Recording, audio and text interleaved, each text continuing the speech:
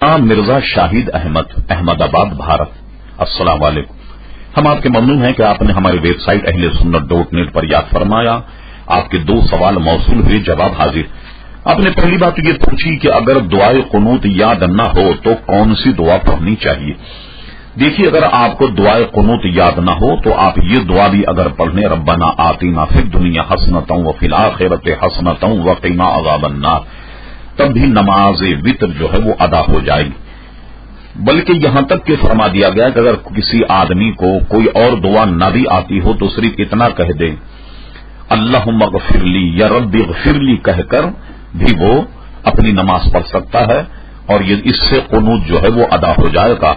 ہرچند کے ربنا آتنا فی الدنیا والی دعا پڑھنے سے یا رب اغفر لی یا اللہم اغفر لی کہنے سے قنوت تو ادا ہو جائے گا، لیکن اس کی عادت مت بنائیے۔ دعائے قنوت کو اچھی طریقے سے یاد کر کے نماز پڑھنے کی کوشش کریں۔ جب تک آپ کو دعائے قنوت یاد نہ ہو تو آپ یہ دعا پڑھ لیا کریں۔ دوسرا، آپ نے یہ پوچھا کہ مجھے پیشاب کے قطروں کا مرض ہے، اس صورت میں نماز کس طرح ادا کروں۔ دیکھیے، اس میں عذر کئی قسم کے ہیں، مختصر کا ہم ذکر کرتے ہیں۔ اگر آپ کو قطرے ایسے آتے ہوں کہ کوئی 1-2 منٹ یا 2-4 منٹ بھی قطرے نہیں رکتے اور وضو کرنے کے بعد قطرے آتے ہیں تو آپ شرن معذور ہیں۔ آپ ایسا کریں کہ اندر پاجامے اور پتلون کے اندر کوئی انڈرویئر پہن لیں اور اس میں کسی بھی حکمت سے کوئی ٹیشو پیپر یا کوئی پرانا کپڑا وغیرہ اپنی پیشاب کی شرمگاہ پر رکھ لیں، اور اس کے بعد میں آپ تازہ وضو کرنے کے بعد میں اس ایک وضو سے ایک نماز پڑھ سکتے۔ یعنی ایک نماز سے مراد یہ ہے کہ اگر ظہر کا آپ نے وضو کیا تو ظہر کی سنتیں، نوافل، فرائض سب اس میں شامل۔